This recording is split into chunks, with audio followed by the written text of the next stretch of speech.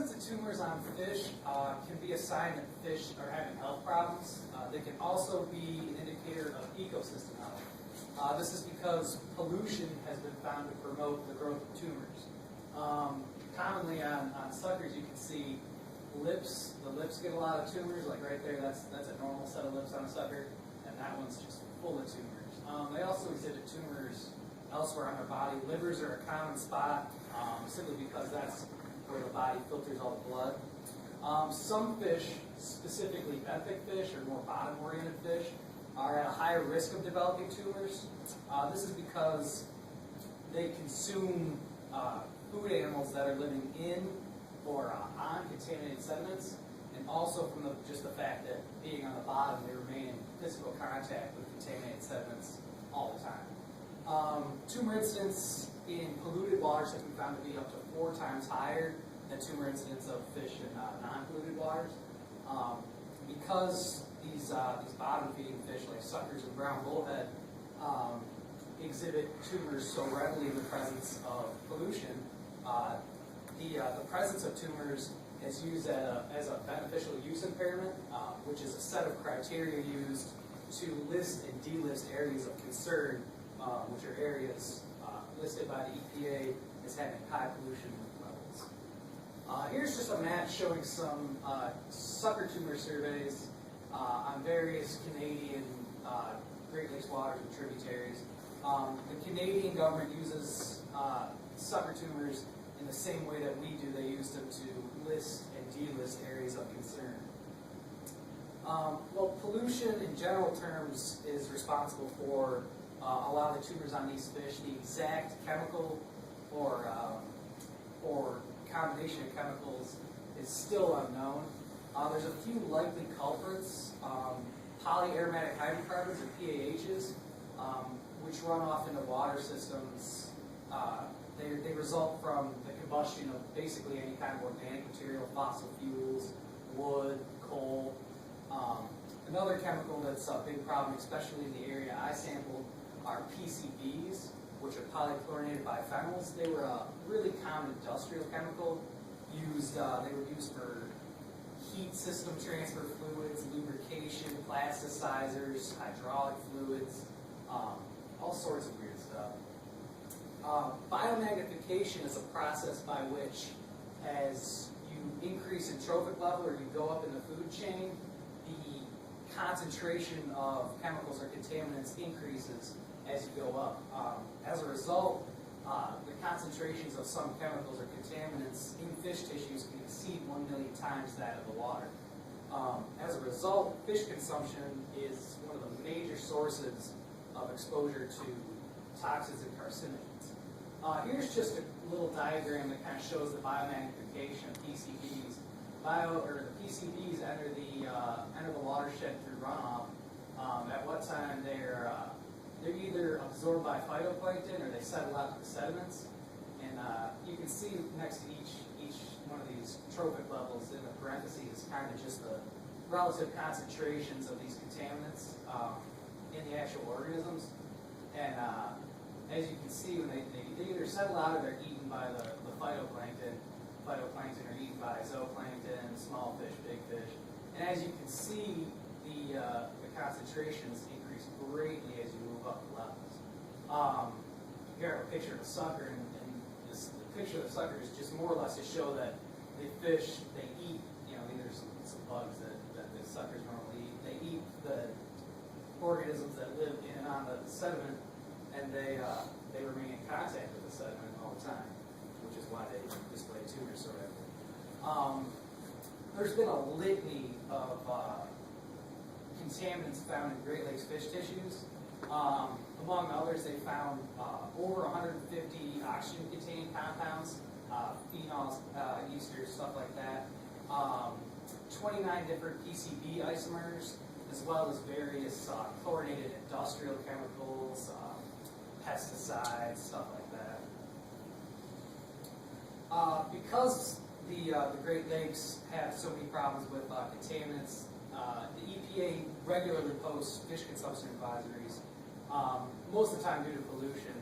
And this diagram just shows some of the different contaminants present in different areas of the Great Lakes. Where I sampled the Saginaw Bay, one of the biggest problems, like I said, is PCBs, dioxins, mercury. They all are problems on all the Great Lakes. The effects of consuming fish from contaminated waters are not really well understood. There are some tangible hazards we are aware of. Heavy metal poisoning is a big problem, such as mercury and cadmium. The consumption of fish by pregnant women and nursing women has been shown to have effects such as preterm birth, low birth weight, various negative neonatal effects, a lot of cognitive impairment, as well as in fish-eating birds they found congenital malformations and complete reproductive failures, obviously because fish-eating birds eat nothing but fish. So they are exposed to the contaminants a lot more than people are. The risk to humans isn't completely understood at this point. Various risk assessments have been calculated for I found two different areas where they were calculated.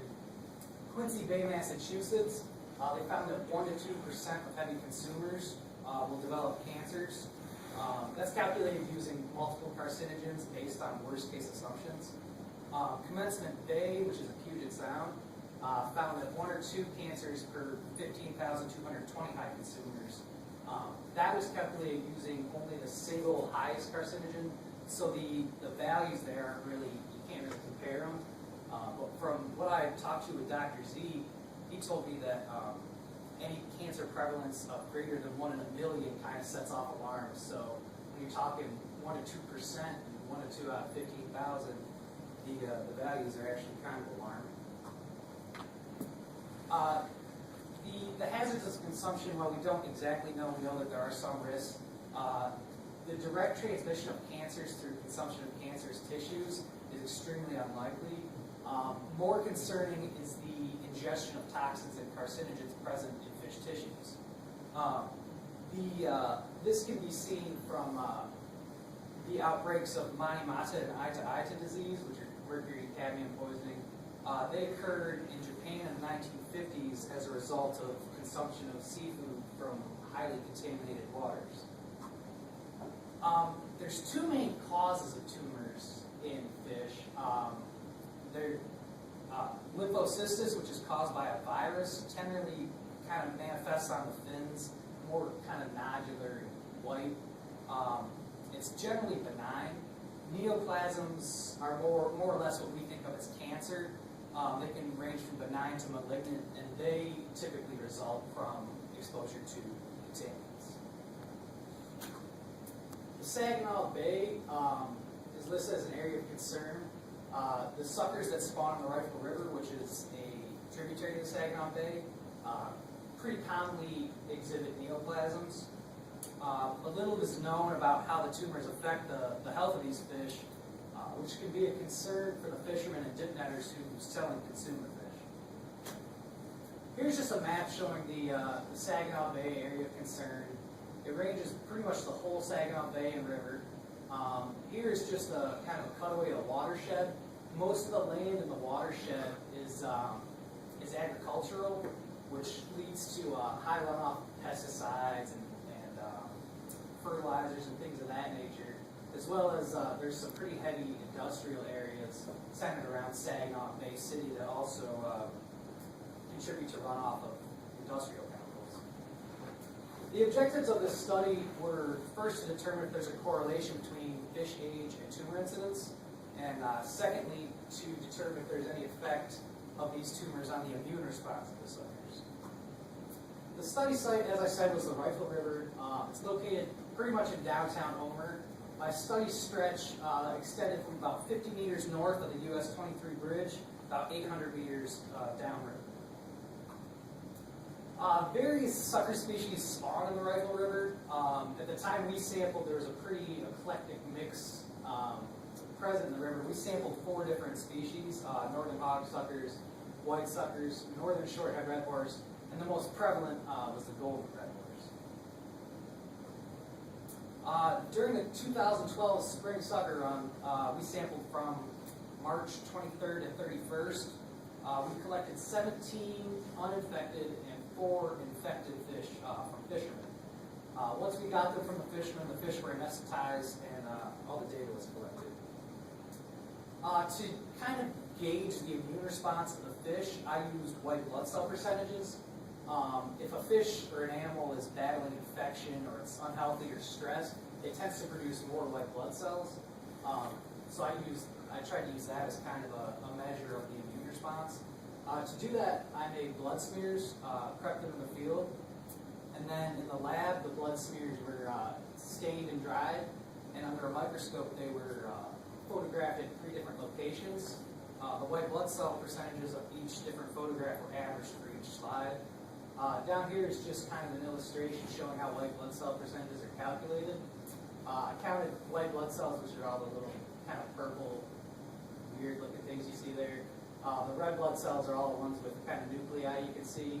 And the white blood cell percentage was simply just the number of white blood cells over the total number of blood cells. After the blood smear was made, I recorded the length and weight of each fish. I took the opercula, which is the bone on the gill flap, in order to age the fish. I also took a picture to document the tumor severity. The white blood cell percentages were compared using a t-test to determine if there was any statistical difference between the white blood cell percentages of fish with and without tumors. And the correlation between age and tumor incidence was tested using logistic regression. We collected 21 fish, 17 without tumors and 4 with tumors, as I said before. The fish range in age from about 6 to 15 years, with about an average of 9. Fish averaged, about half a meter long, and about just over 1 kilogram. We found that tumor incidence in the fish we collected was about 19%, whereas about 80% didn't exhibit any tumors. I went down last weekend and just went fishing. I didn't collect any data, but the prevalence of tumors was about, in the fish we collected, was about 25 to 30%. The results of the t-test was that there was no significant difference between white blood cell percentages of infected versus uninfected fish. The infected fish averaged about 10% white blood cells, where the uninfected fish were about 13. There was no significant correlation found between fish age and tumor incidence. The results of the logistic regression were almost significant, but since they weren't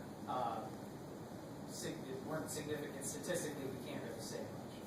But as you can see, some of the fish with tumors were a little bit older, 13 and 14. It's a pretty old fish. That's about half the fish we collected with tumors. Conclusions we draw was that there's really no effect from what we can see on the immune response of the fish. There's also no concrete correlation between fish age and tumor incidence. Sampling for this study encountered a few problems. As we said before, the winter 2011-2012 was pretty mild, and the spring thaw that kind of triggers the suckers to run occurred earlier than ever. So the suckers ran before anybody was really fishing for them, which was my main means of gathering data. So we missed a peak of the run, which gave us pretty poor sample sizes.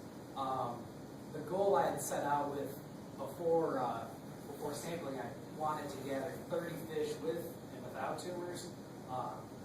Obviously, that wasn't really accomplished. Here's just a hydrograph of the Rifle River. The red arrow right there kind of shows where the spring thaw that triggers the sucker run occurred, and the blue arrow shows where our sampling took place. So you can see there's a pretty big gap between the two. So the small sample sizes kind of don't really give us an accurate representation of true patterns that may be in nature.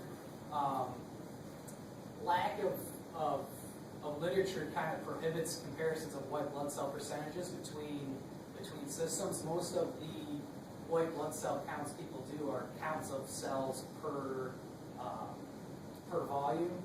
I wasn't able to calculate them like that because I had to prepare my blood in the field. That's more of a laboratory procedure. And there's also likely a strong correlation between fish age and tumor incidence. Basically because the longer these fish survive, the longer they remain in contact with these contaminated sediments, and the longer they feed on fish, or not fish, but just macroinvertebrates that live in the sediments. So long-term exposure would likely increase the prevalence of tumors in older fish. Future studies will be important to help us understand this subject a lot more. Simply the same study with proper sample sizes would help draw more conclusive results, but comparisons of the white blood cell counts between different areas of concerns as well as non-polluted systems would also prove valuable, as well as an analysis of the types and levels of toxins and carcinogens present in the fish tissues. I'd like to thank Dr. Lee and Dr. Steinhardt for their guidance, as well as my family and friends who helped fund and collect data for my project. This time, I'd like to open the floor for any questions anyone might have. Just got time. About how long can a sucker live with a tumor before it's there's really, I didn't find anything that said how long, if at all, the tumors affect the overall longevity of the fish. Like you saw in some of the pictures, some of the tumors on the lips are pretty invasive, so you have to think that it affects feeding capacity at some point. But I don't know if there's really a concrete value for how they affect the longevity of the fish. Becker. I have a couple of questions. First, you said you went back there recently and you saw about 35 to 10 fish. About 25 to 30, yeah. Did you have any sense, was it any of the larger fish or smaller fish? Just sort of a gut feeling on it? It was more the larger fish. Almost none of the small fish we caught had tumors on them. It's almost exclusively anything bigger. And my other question is about using, because you saw a lot of variation in the white blood cell count, suggesting that maybe there's other pressures on these fish that aren't resulting in tumors. Is this a method that could be used to sort of a non-invasive examination of the population to just say, we see high levels of white blood cell counts? I talked to Dr. Zimmerman about that actually. He said it's an interesting idea using that to test kind of the overall stress of the fish. I think there's some validity to it, but my studies were kind of limited. I think if you could look at if you knew more of the stressors involved, because I had kind of tumor tunnel vision, I wasn't really paying attention to much more. If you paid attention to more of the factors involved, I think it might be a viable means of estimating stress on fish. Trevor, you talked about looking at levels of toxins and carcinogens, and it seems like I should know the answer to this, but I don't.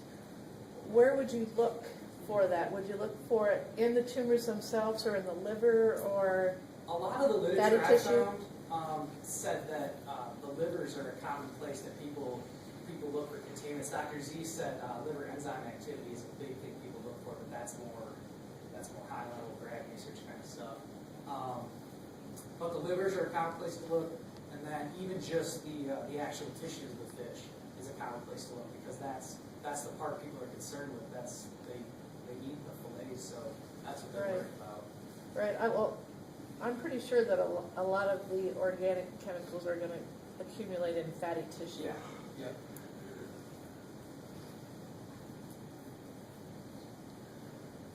I'm not sure about suckers. Are the females usually the bigger fish in suckers? Typically, yeah. They grow a little quicker? Yeah. So I'm guessing there wouldn't be, because they're all spending the same amount of time in the same place.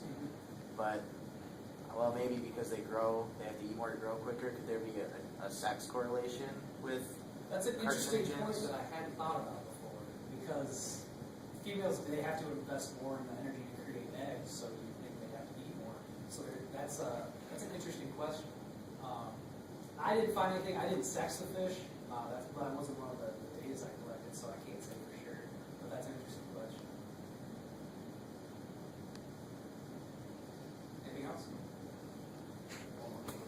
good sucker recipes? I got a couple. Wow. Maybe. Eat the small ones, don't eat the big ones.